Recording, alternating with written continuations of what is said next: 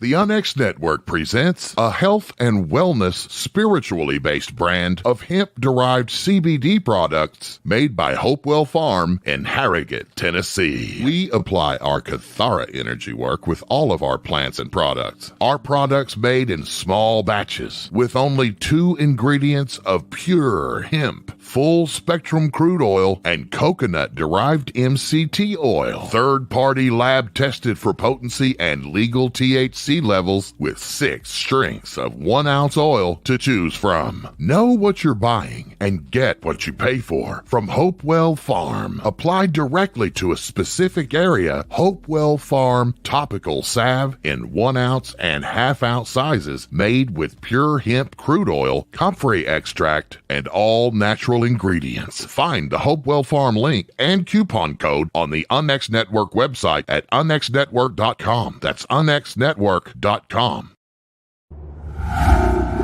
It's time for the Unx News. Extraterrestrials, time anomalies, dimensions, remote viewing, UFOs, UAPs, and USOs, ghostly encounters, abductions, Bigfoot, and more. Your end of the week news source for everything unexplained. Here is your host for the Unx News Podcast, Margie K.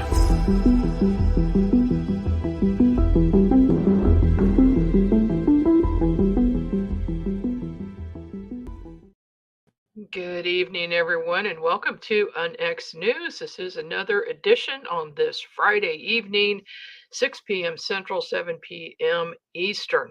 Thank you for joining me. We have a good show for you tonight, as usual.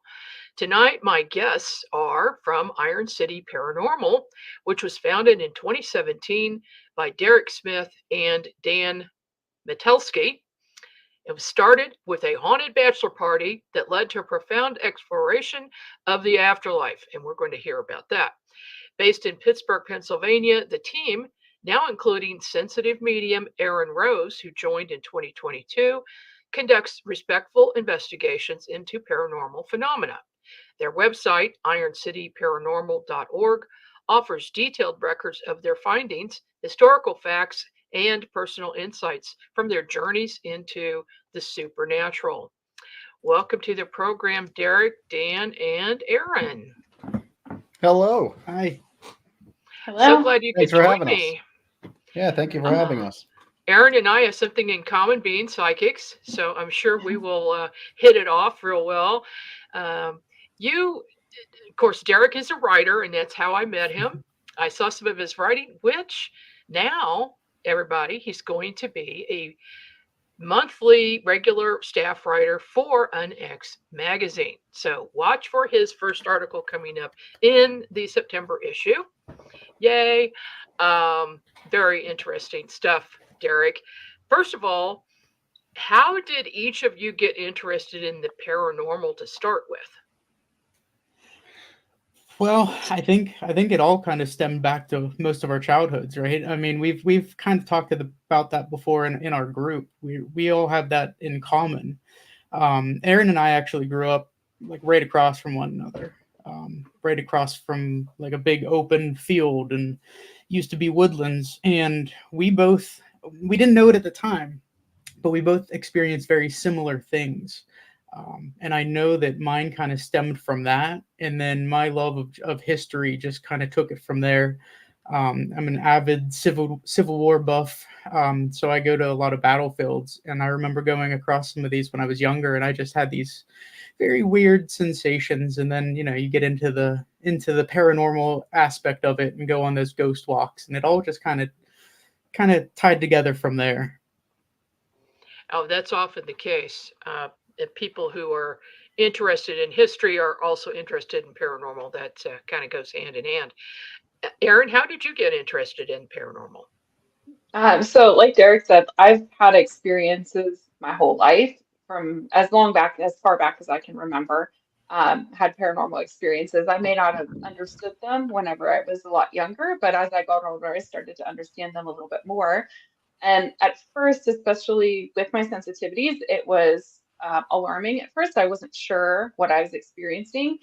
But the more I've interacted with Dan and Derrick, it's actually opened a lot of that up to understand what some of my sensitivities are. And so whereas when I was younger, I was scared of it, now I'm much more open and understanding of what I'm experiencing. So it's a whole different experience now than whenever I was a young kid. But yeah, since I was young, I mean, my grandmother's house that I used to stay in all the time had some stuff in it that I would experience every time I was there. Different places in my life that I've connected with stuff. So it's been a stream throughout my entire life. And Dan, what about you? Yeah, so I, of course, was friends with Derrick for a long time, and we always loved horror movies, right? My childhood, I grew up in a house that was a very active location for paranormal, for ghosts, for, the things that go bump in the night. So Derrick and I kind of bonded over that very young.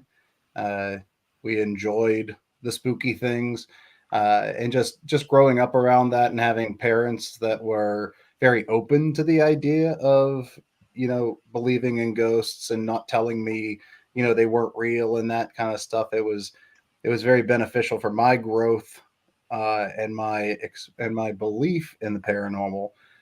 So it's kind of always been there for me, right? And it's something that we've been able to develop over the last 7 years, just heighten that sense of we're doing something the right way. Excellent. Now, Iron City Paranormal kind of started, you said, with a haunted bachelor party. So I must hear what this is about. Yeah, so Derrick, I'm going to take this one because I was by all means.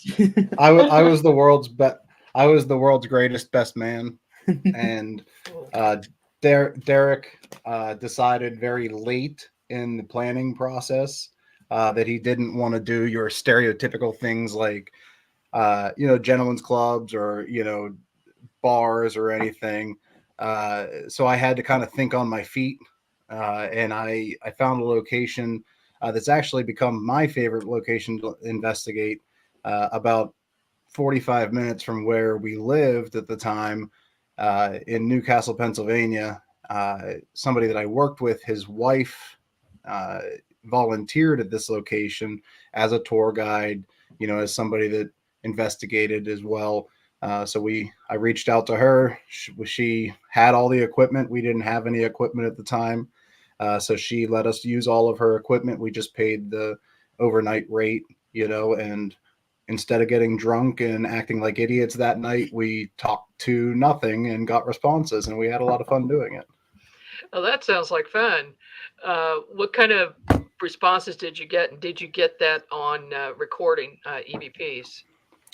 So we didn't get it on recording because we didn't have our own stuff, right? We didn't really know what we were doing. Oh, yeah, okay. We had no idea at the time. We had watched numerous ghost shows, and we, just thought it was neat to hang out in an empty building all night. In hindsight, I wish we would have had it, but at the same time, I'm kind of glad we didn't, because it really taught us the value of being in the moment during the investigations, not worrying about whether we were catching it on camera. And I think that that's kind of where we developed our style, because, we're not always concerned about catching, something on camera. Where, that's maybe 25% of it. The other 75% of it is having an experience, having something touch us in a certain way to really reinforce our beliefs, So I think that went a long way for how we developed into the group that we are. Oh, yeah, absolutely. Let's go back in time a little bit before we get into what you're doing currently. Can you tell me some of what happened to you when you were younger as far as paranormal, like one paranormal experience that stands out? The one that I kind of always attach myself to is the ground that we grew up was linked to Native Americans. I would go and play in the woods, go down to the stream, just as a kid, playing around, and I remember very vividly seeing this figure, like with the skin cloth, like the loincloth with the sheep skins, and he had a water, like a flask, dipping it into the stream. Mm. I didn't think much of it. I was a kid, but I ran back to my parents and I was like, there's somebody in the back. There's somebody back there. What's going on? And I just always remember the same response. Nobody's there, nothing's there. Stop pulling your imagination a little bit. You're kind of going off, sounding crazy. But that happened numerous times, and I would always get the same kind of response.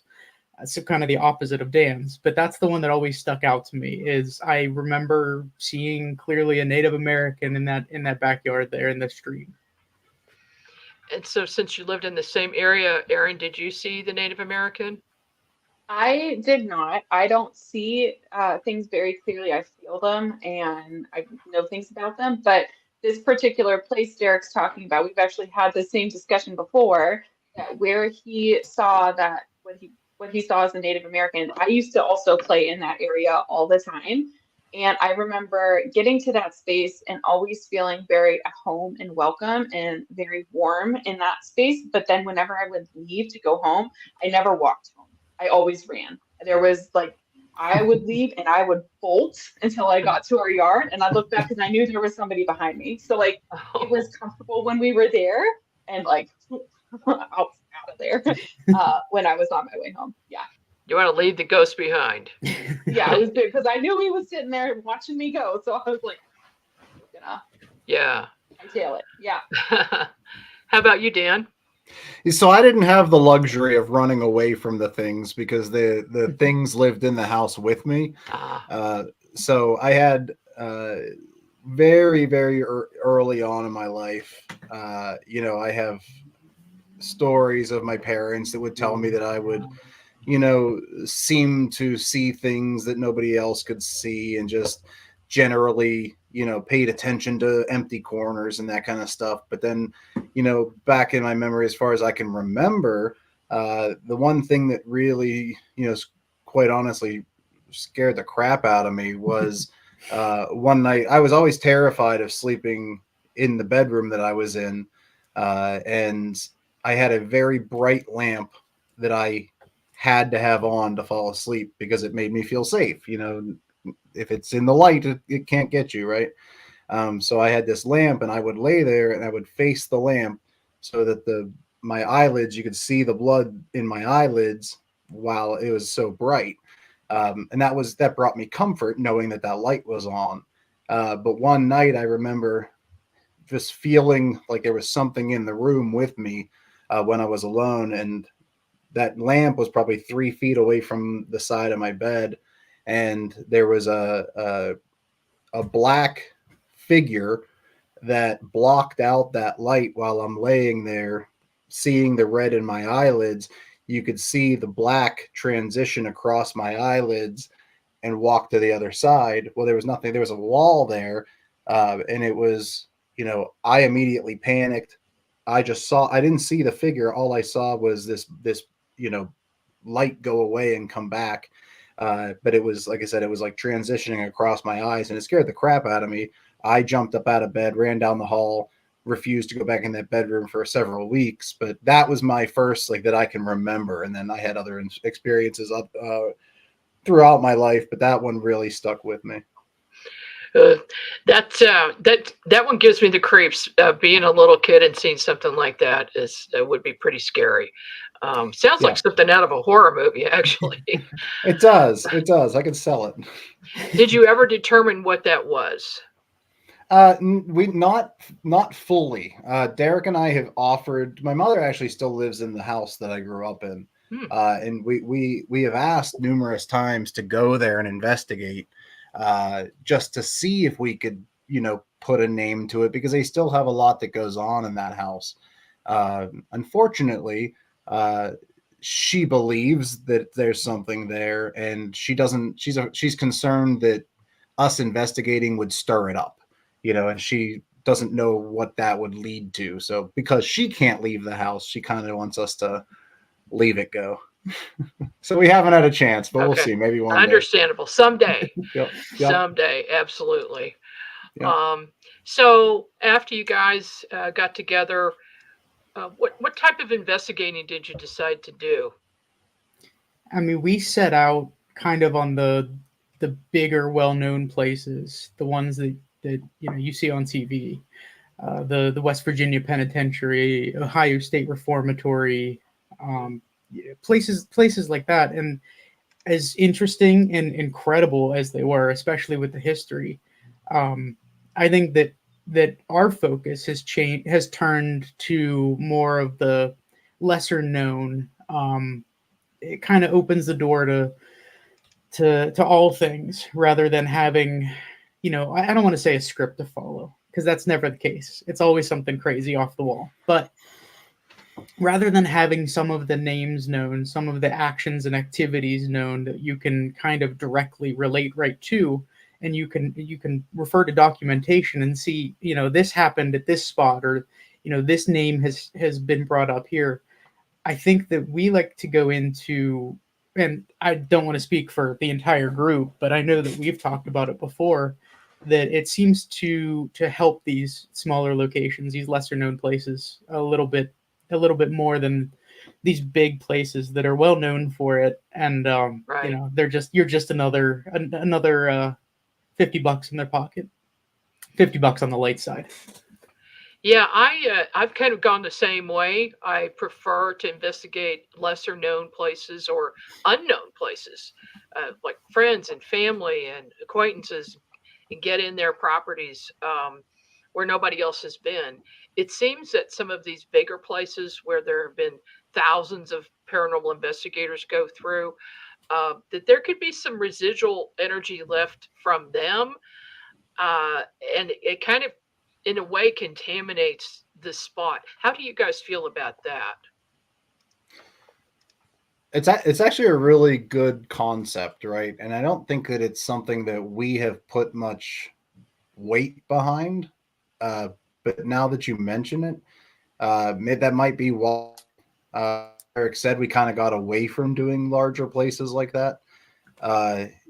Whether it be, the energy left behind by other people, or, I don't know exactly what it was, but there was something that drew us away from doing those types of locations. And that may be it, right? I mean, because when you go into those locations that are so commercialized for being haunted, they tell you in this location, this happens, and in this location, this happens.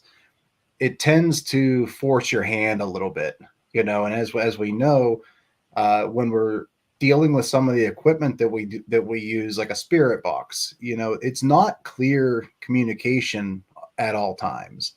I don't have psychic abilities. I don't have, skills that you and Erin have. So I'm very reliant on that. Don't equipment. sell yourself too short, though. Well, I what I'm saying is I rely on the equipment more so than, somebody that has that extra ability. So when I listen to it, if somebody tells me, like when Derrick goes through the evidence, he'll tell me, listen to this before I tell you what it is, right? And that's so that we remove that bias. Well, same thing where if we're in the location at that time doing the investigation, if somebody tells me I'm going to see a shadow figure or I'm going to see a head peeking out of the doorway, my mind is going to be playing tricks on me. And I don't care for that. It kind of, we try to be as pure with our evidence as we possibly can. So that's one of the reasons I know that I personally don't like to do those types of locations at this point.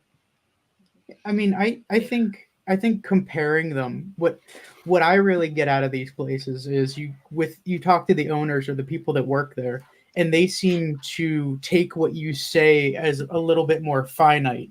Like, you experience this too. Good, I'm not crazy. Or I now go into a room and say, "Hi, Dave," something along those lines. And I think that it's more impactful for these people and these places. And I think that, to me, is kind of the bigger reason, is the after is kind of where we go from there.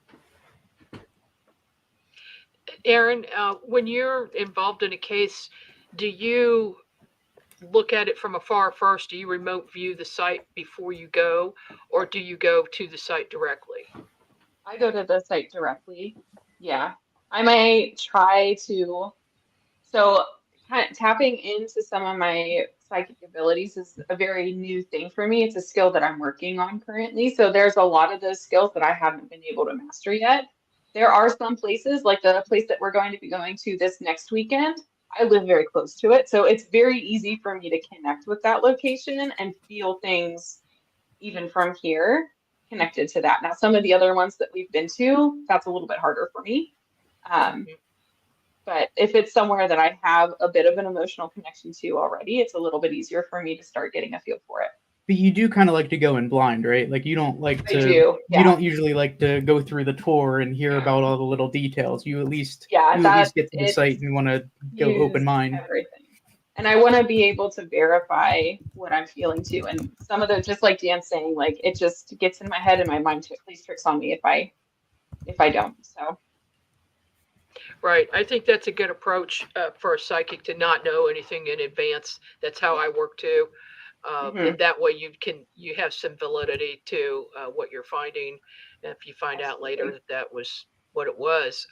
Do you ever hear say names of people while you're doing the investigation? I don't hear names, but I know names. So I will write. So I consider myself clairsentient and claircognizant. So I'll hear things and I'll know things. Well, I'll just know them. I won't hear them, if that makes sense. Okay. But I'll just kind of names will flash in my head and I'll know that that's a name that is pertinent to that information. Or I rely a lot on the emotions. Like I can feel when they're angry or upset or curious or nervous, or I really rely on that as well to help lead us. Oh, that's good. That's really good. So what types of left brain equipment do you guys take with you on investigations? all of the stuff you see in the TV shows, right? Yeah. We use all of the, we use the spirit boxes, the SLS cameras, the EV, the voice recorders, REM pods, paralights. We kind of threw the wallet at the whole thing, and we have quite a bit. All righty. Okay, we've got a couple comments here. Yeah. Okay. So that was your response. Okay. Yeah. Let me go into, got a few pictures here. So let's if I can find them. Here we go. Let's just go through. Well, first, let's start with this one. I need an explanation as to why you're next to a giant Ouija board. We couldn't resist. How about that? Right. So this is. Go ahead. This is the roof of the Grand Midway Hotel in Windber, PA. It's about an hour and a half southeast of Pittsburgh. It's close to Johnstown, I guess, is if you had to put a name to it. Like Johnstown's little buddy. But no, it's an old. It used to be the train station for the town that developed into a hotel that was used as brothels, speakeasies, you name it, right?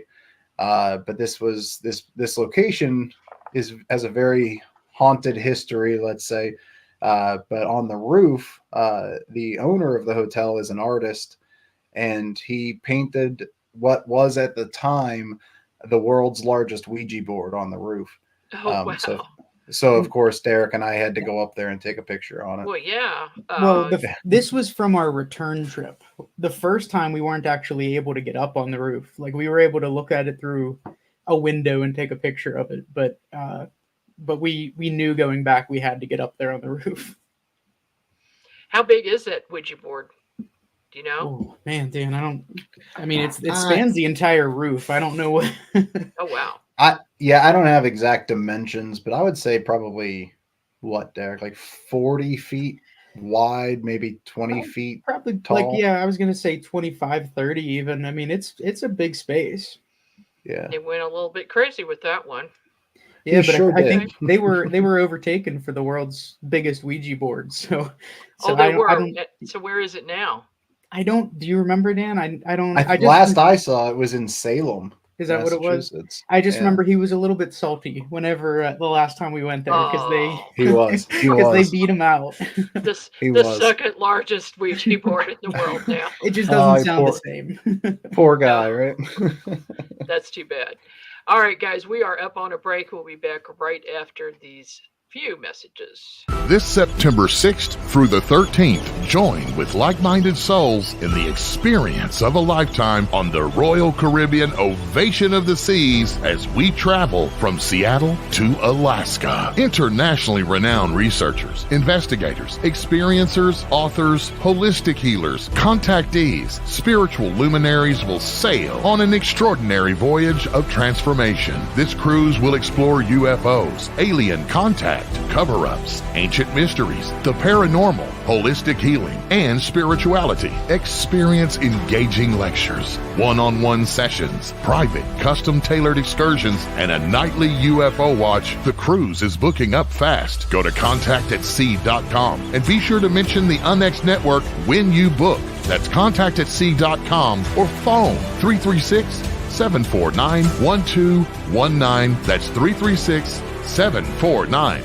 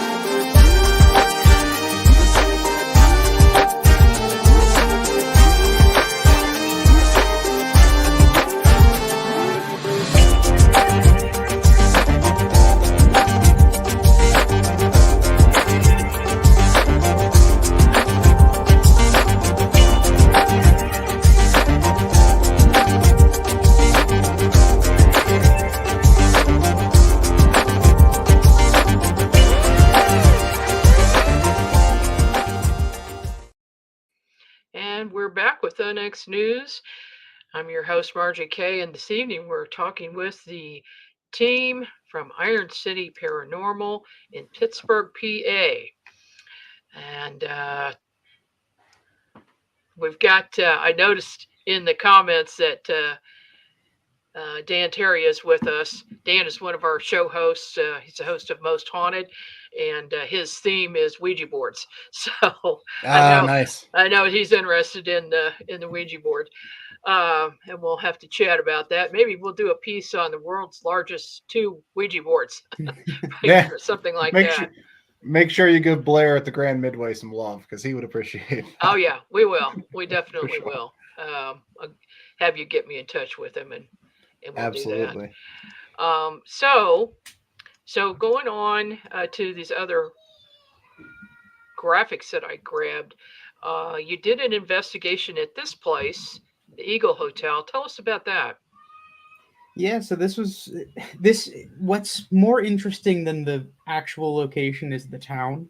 But this is in Waterford, PA, and the building itself was exactly that. It was a hotel. It fell by the wayside. Some fires kind of destroyed it. The town luckily had a historical group come in and save it. Right across the street, actually, there's another haunted location called the Judson House. So this entire area, though, is kind of holds a lot of energies for better and worse.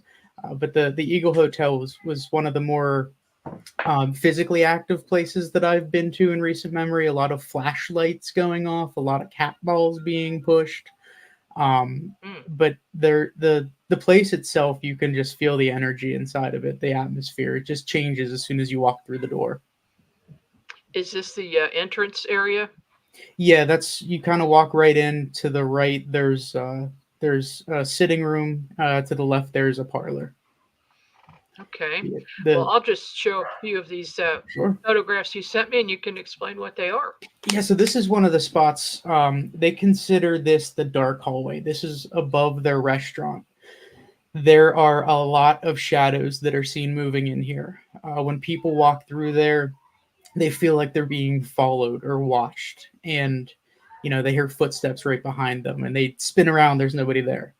But here we actually kind of just spread out, used some of those restaurant chairs, set up some equipment. The flashlights started going off just randomly. We hadn't seen them at all throughout the night. We just kind of put them there as some kind of activation device to see if someone was nearby. And all of a sudden, the flashlights just started going crazy. We tried to discount it and ask off the wall questions and see if it would light up still, but every time we tried to do that, it steered us right back to the conversation that we were having with yes or no answers. But the flashlights, that dark hallway there, what they call it, it was extremely active with those kinds of things. We never really got many answers as far as who was there, no names in particular. But the energy level there was just intense. You didn't want to leave, because you were waiting for the next thing to happen. It just felt like it was coming in waves, and you could feel it. Okay. And so this a similar situation. And Dan, I don't know if you want to talk on the spirit light itself at all, but that's what we were using here in this basement. And that spirit light, I guess you could compare it to a REM pod, right, Dan? Like yeah. But it's more sensitive than that. Exactly. Instead of it being essentially an on-off device like the REM pod is, it's a device that it also is reading EMF, but based on the intensity of the EMF change around it, it'll actually light up different levels of lights. To show you whether it's a light hit, a medium hit, a high hit. It's much more interactive, let's say. Easier to read. Much easier to read, and it's easier to validate, let's say. When we investigate, we're testing our equipment as much as we're testing, the spirits, whether there's spirits there or not. Like Derrick was saying, when we are getting, a device like a flashlight to turn on, we don't just take it for face value. We try to ask those stupid questions, those ones that they're not going to answer. See if it just randomly turns on, which it does sometimes. It'll light up. Then we'll completely disregard that evidence and we'll move on to something else. But with that paralight, you're actually able to more or less see something getting closer to it. And if you ask them to back up and then they'll step back a little bit from it, theoretically, you'll start to see that signal response come down a little bit. So it's kind of neat the way it works. Interesting. Using that spirit light in that area, that was the basement. And there's been rumored to have some kind of something, angry, unsettled down in the basement, and they're not sure what it is. There's always always one. But in that basement, it's just dark. Those are pretty scary stairs. Right. Those are bad stairs. I don't like those stairs. That looks like something out of a horror movie right there. Yeah, that's Conjuring basement right there. Did you have anybody push you when you were on these steps? Nothing like that, no. Although we didn't play the clap game, so no, they don't do that. What was happening down there is that light there were two of us that would get close to it and start speaking to somebody down there, and it would respond. The two of us actually, right in the middle of this, the batteries died to the video camera. So both of us were actually going to go upstairs and change it. And as we started walking away, it started to really spike. So we were kind of drawn back to the area and kept talking. But they only liked the two of us in that spot. I don't know why, because we were probably two of the bigger guys there. But they definitely didn't like the woman that was with us. And they kind of wanted us to stay in the area. So even when we had to leave, we're like, we got to check out the rest of the house. The thing was going crazy. And we do think it followed us upstairs though. And it's the one that was playing with the flashlights later in the night. Is this in the basement? So yes, this is similar. The other image that you had was from our trail camera that we've been tending to just set up cameras and let them go rather than staring through a video camera all night long. So the one before this was on a trail cam. It was in black and white, just to kind of give you an idea of what was going on. Here you could actually see a few different pieces of equipment. There is the spirit light there. You can see at that point it's pretty level. It's pink. It goes all the way up to blue, yellow, but I think it's got green up at the top. But yeah, either way. So the farther up it goes, the higher of an energy reading it's giving off. So at this point, though, you can see to the left of that there's a K2 meter, and behind that you can actually see two cat balls on the floor. So we kind of spread ourselves out to see if we could pinpoint any locations, and this is the spot they seem to congregate the most. Between that spirit light and the K2 meter going off. Okay. So the history of this town was screwed from the very beginning. Like that's what makes this location and the other one that we investigated across the street so fascinating, right? Very, very quickly, there was a fort on this property back before pre-Revolutionary War. There was a fort. It changed hands between what is it, Derrick? The French and the English? French and British at that point, but yeah. British, yeah. It was just kind of back and forth, changed hands. They just kept rebuilding the fort. Yeah, so the fort never saw any wartime. Like it was ready for it, but the war never, like the battles never made it to the fort itself. So there were never any deaths as they were applied to like direct battle there. But what did happen was during times of plague and sickness, there were many people that had passed away within the walls of this fort, and they buried them at the time over 100 and some years. They buried them between two different burial sites inside the walls of the fort. Well, when they built the town of Waterford, they knew where one was. They knew where one cemetery was or one burial site. They didn't know where the other one was. They only had record of one of them. So they dug up what they could of those bodies and moved them to a still existing cemetery in the town. But the other one, what they did was they took that dirt that was mounded up where all of the bodies were buried, and they used it to flatten out all the roads in the area. So they physically took all of these, dead bodies, and they leveled the town with it. So, that flat area became roads, became houses. And like they said when it would rain, you'd actually have bones little pieces of fragments of bones that would come up out of the dirt as the rain settled the dirt down. So this whole town is like ripe for ghosts. Like it's awesome. I'll say, so cool. I'll say that's another horror movie right there. I mean, well, on top of that, I don't think that I haven't even told the group yet, but I just did some research on it, and the Goat Man has been seen there recently. So on top of all that, you got a cryptid on top of it. So I'm all over that. Okay, yeah, nice. I want to report on that, Derrick. Right. We've been talking about doing that because there's so much up there, And the historical society, they just keep saying, well, come to check this place out, come check this place out. And we've had some pretty incredible stuff happen. Even the first time that we went up there at the Judson House, we had a doll physically move on us across a bed. I mean, it was incredible. Oh, haunted dolls really fascinate me. I've had a couple myself. Erin, if there's a haunted doll involved in an investigation, do you pick up what might be inhabiting that doll? I don't know that I've ever been in that situation before, so I don't know. I don't know. Haunted dolls give me the heebie-jeebies, I'm not gonna lie. So yeah, yeah, don't come to any of our conventions. That's okay. Yeah, we have two dolls that we travel with when we do conventions or something, or like just talks or whatever. We'll take them with us, and we have them in display cases so that nobody can pick them up and touch them or anything. But we do have them as kind of like talking points, and they drum up conversation. So one day we're gonna bring them with us and not tell Erin, so that she can tell us if there's anything in those. Oh, okay.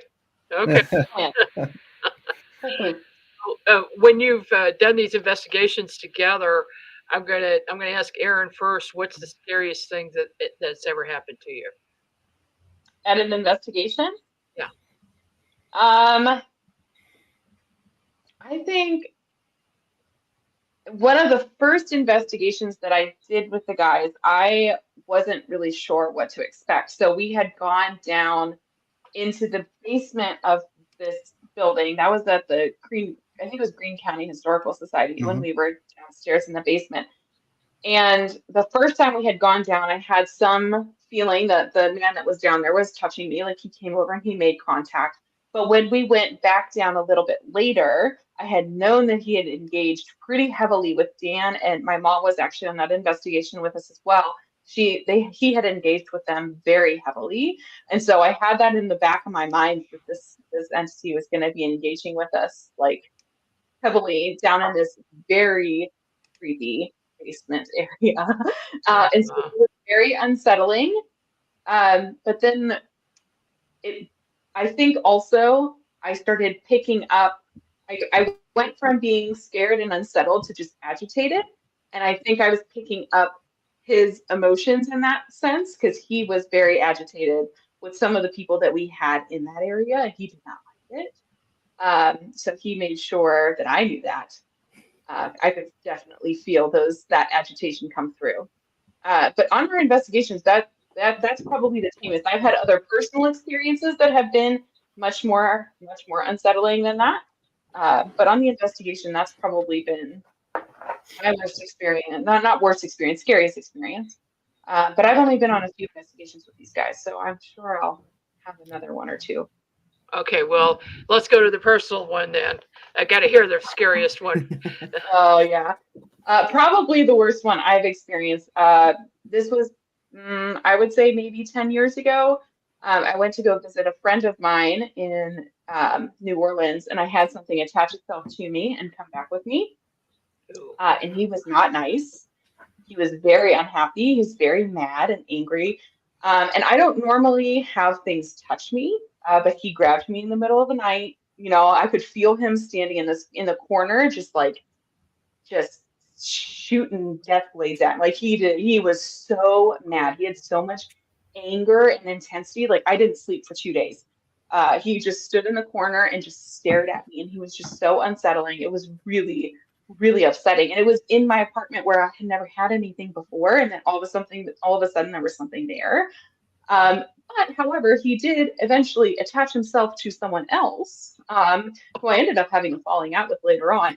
I went over to this person's house, and at some point in my apartment, like, he was just gone. This entity was just gone, and it was like back to normal again. A couple days later, I went over to this person's house. This person was running around their house because something was making noises around the house, like making him run around like a cat, and like was definitely playing cat and mouse with them. Oh. He was just so distraught, thinking that there were chairs moving, pots were banging, and like he legitimately thought that there was someone in the house with him just messing with him. And a couple days after that had happened, his brother was in the shower, and he had one of those big boom boxes from like the 1990s. You know, he was listening to music on this thing, picked the boom box up while the guy was in the shower and threw it against the door, broke the boom box, dented the door. Like, it was not a happy, not a happy little guy. Yeah, Did you very tell angry. him? Did you tell him what had happened? I did. So he was not a believer, and I told him I had something come back with me. He's like, "Oh yeah, sure." Well, after this thing came to his house, he was definitely a believer after that. Like, he very quickly became a believer after that. I don't know what ended up happening. I'm not sure. Like I said, he and I had a falling out, and I don't know. Maybe he's still torturing him running around. I don't have any idea, but maybe he attached himself to somebody else. I'm not sure. Wow. Okay. Yeah, it was. All right, Derrick. What's your worst encounter?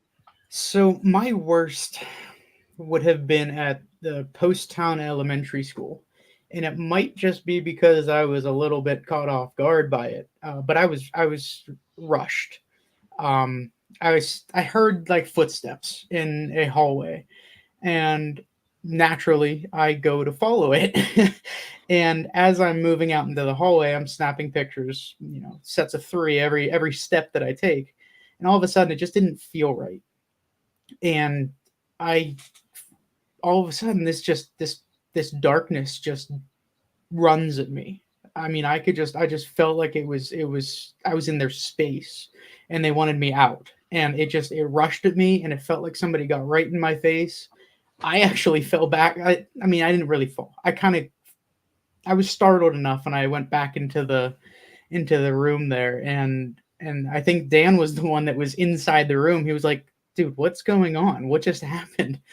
But incredibly enough, I do have some of those pictures, and you can see the thing step by step getting closer and closer. But that was probably the most intense experience that I've had doing this.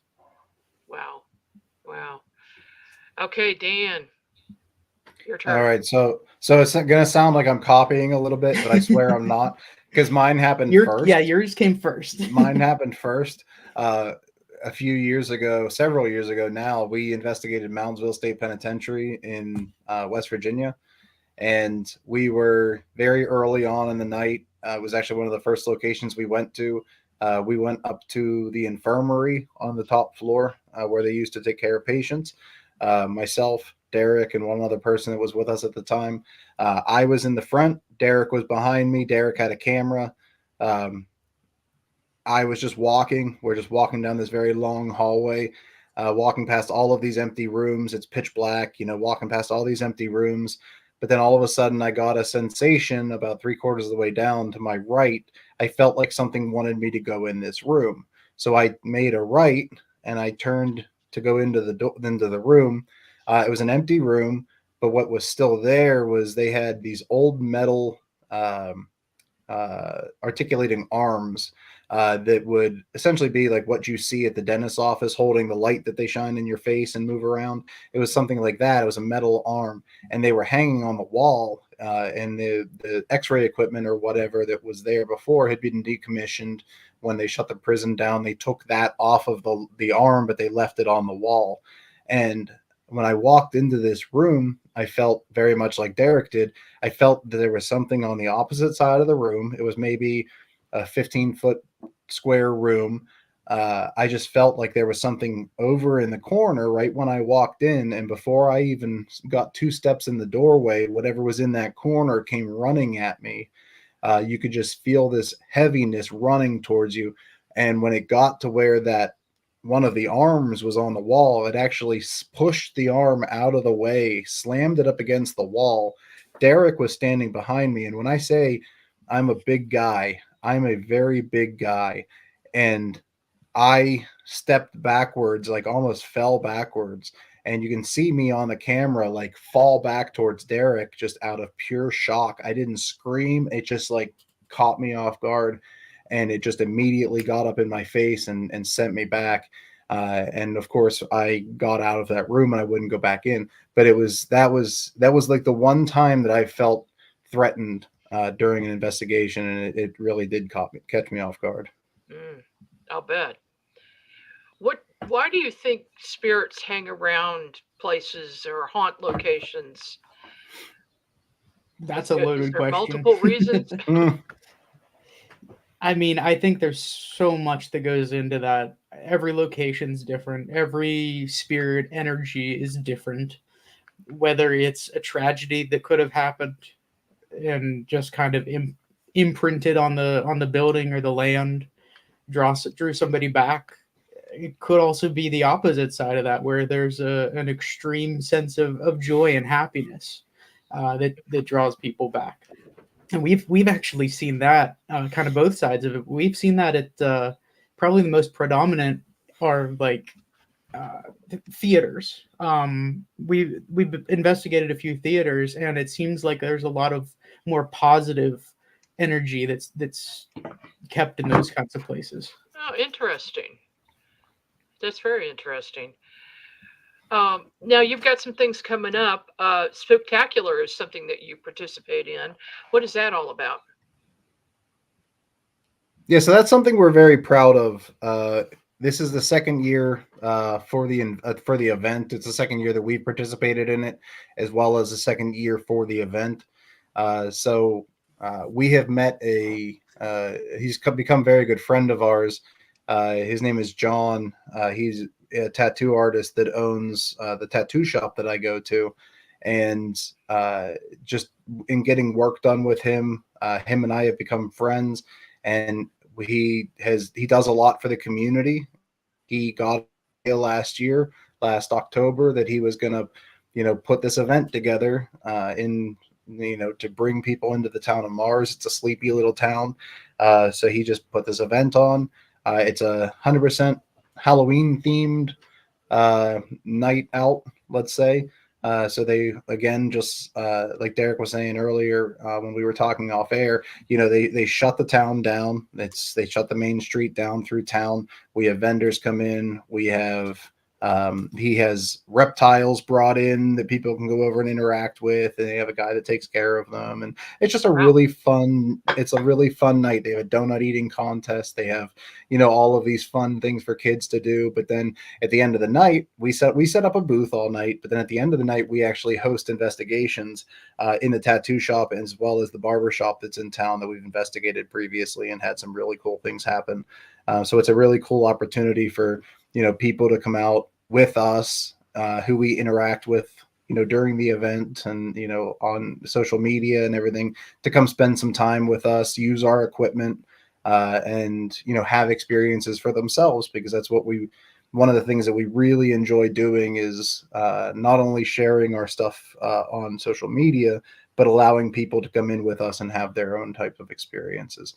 Mm-hmm. So that's a really fun event. Like I said, it was huge last year, and it was put together in about 5 weeks worth of setup. So it was very off the cuff, and it was absolutely ginormous. There were a ton of people there. And so I'm really looking forward to this year. Should be even better because we've had a full year to get ready for it. Oh, that sounds like fun. So this is in Mars, Pennsylvania. Yep. And what are the dates? So it's October 12th. It's a Saturday. It's October 12th. It is from, I believe, 7 o'clock or 6 o'clock in the evening until 11 o'clock is the official cutoff. But then we host the investigations up until about 2 o'clock in the morning. And we may actually have a new location to add to that. One that we had previously investigated, a train station up there. We're still waiting on that for 100% confirmation, but we had some really cool stuff happen to us there. So we're hoping that they'll let us open that up to the public as well. Fingers crossed. I am accidentally remote viewing the train station right now, and I see at least 3 spirits there. That's incredible. Yeah. Yeah. Yeah.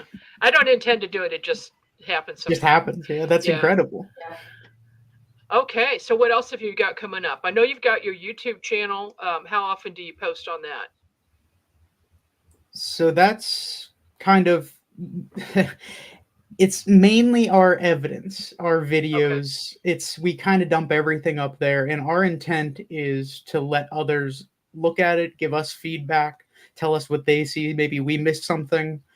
But recently, we've been putting together small videos combining history and the investigations that we've done, where we also toss up some of our evidence. We're working on that little at a time, but that's coming together too up on our YouTube channel. Oh, excellent. Excellent. Do you ever have, say, Erin, if you're on a site, do you ever feel like something's trying to draw your attention and pull you away from the team? Sometimes. I think that I'm more so used as another means of communication for them.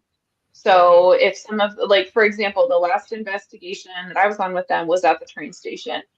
And some of the things that we encountered there, that nobody has investigated there before, so they weren't familiar with some of the tools that we were giving to them in order to communicate. So it was a lot easier for them to pull my attention and to direct my attention in certain ways to help direct the team to where we needed to be, versus engaging with some of the tools that we had they didn't know how to work with yet.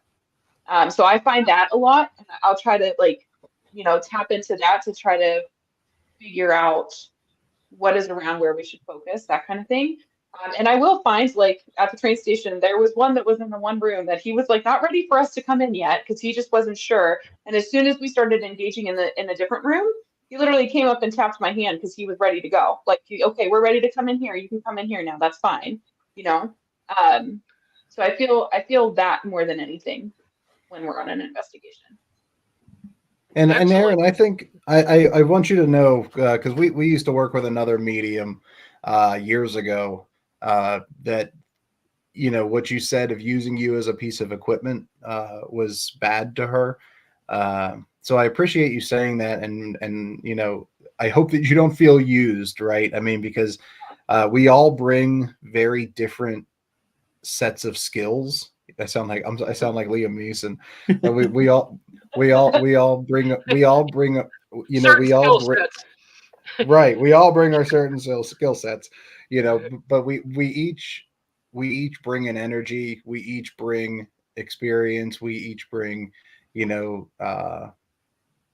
excitement with us that I think the combination of the three of us, we've had some really cool things happen for us. And so having Erin join us recently has been a breath of fresh air, because Derrick and I were kind of getting stagnant a little bit. I don't want to say they knew our tricks, but it was kind of like a broken record. Like we did it for 7 years of asking the same types of questions, using the same types of equipment. So having Erin with us has been a godsend, and we have really good things to come with her. Well, you guys sound like a great team. Thank you for joining me this evening. I wish we had more time, but we do too. So maybe I'll have you back sometime, hopefully. And Derrick, I'm looking forward to publishing your articles in next magazine. Yeah, absolutely. I'm excited for it. Don't blow his head up too much. Be nice. Okay. I'll try to keep it down. Thank you very much. All right, guys. Thanks so much. Thank you very, this very much. is the end of another program, and we'll see you here again next week.